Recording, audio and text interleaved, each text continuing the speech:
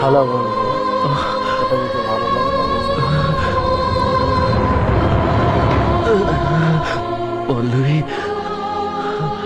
তাহলে শঙ্কর আর ম্যানেজার তোমাকে শেষ পর্যন্ত মেরে দিল। আমায় ফিরিয়ে আনার জন্য এই নাটকটা করতে তোমার লজ্জা করলো না? আমার পেটে 9 মাসের বাচ্চা আছে জেনেও তুমি আমায় এতটা দৌড় করালে।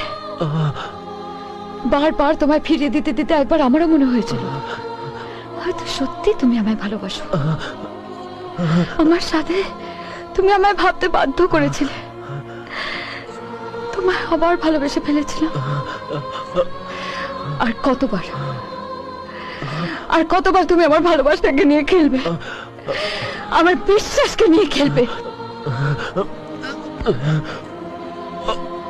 আজ তুমি যা করলে এর কোনো ক্ষমা নেই।